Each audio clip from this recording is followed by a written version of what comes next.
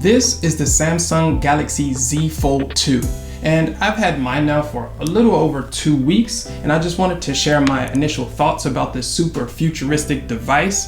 I actually didn't go with the Fold 1 last year because of a lot of different reasons, but this is the first phone to actually make me want to have a folding device. And this isn't the full review, so make sure that you're subscribed to the channel so you don't miss that video when I upload it. But this is my first impressions of the Samsung Galaxy Z Fold 2.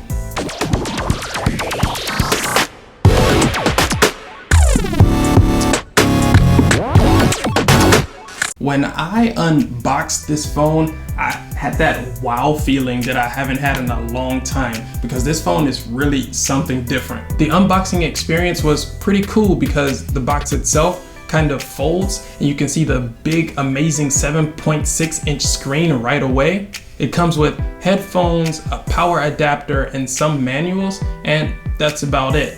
I was hoping for a case inside of the box, but sadly, no case.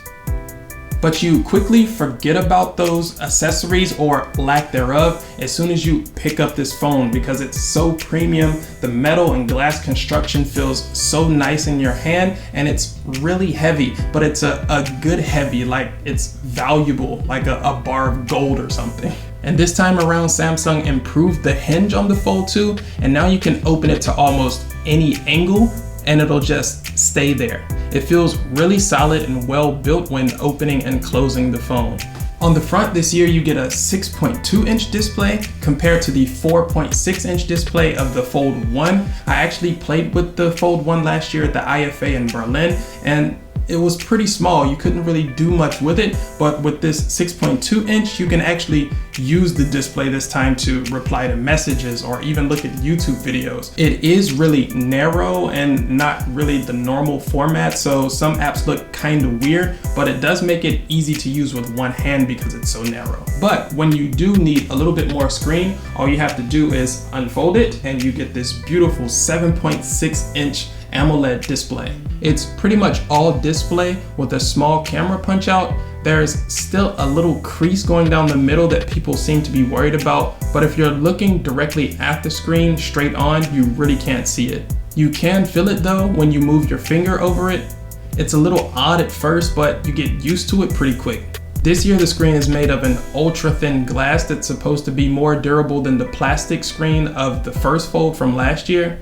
There's also a screen protector already installed, and I'm actually happy about this because I don't want to have to worry about getting scratches on this super expensive screen. Samsung recommends letting certified service partners remove it though, so don't try it yourself. But the quality of this screen protector is pretty bad, and after just a little over 2 weeks, everything feels so sticky and it picks up every single fingerprint, and it's just not so nice. The main screen is also 120 Hz this year, and it looks amazing. Everything is buttery smooth, and Samsung just makes great displays. On the back of the phone, you get 3 cameras, and each of them are 12 megapixels, and first impressions are pretty good. I'll be taking more photos to test the quality and talk about them a little bit more in the full review, but so far, it's pretty impressive. There are also 2 selfie cameras, one on the cover display and one on the main display. So this phone isn't lacking on cameras. And by the way, both selfie cameras are 10 megapixels. So when it comes to the performance of the Fold 2, it comes with the newest Snapdragon 865 Plus processor,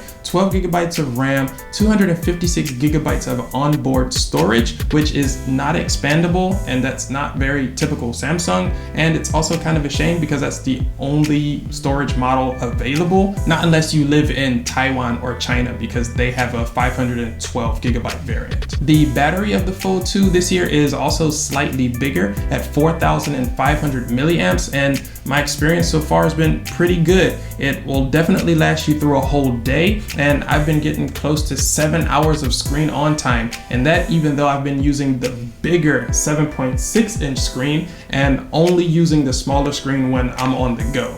The Fold 2 comes with a fast charger in the box too, but it's only 25 watts, and there is also wireless charging and reverse wireless charging too.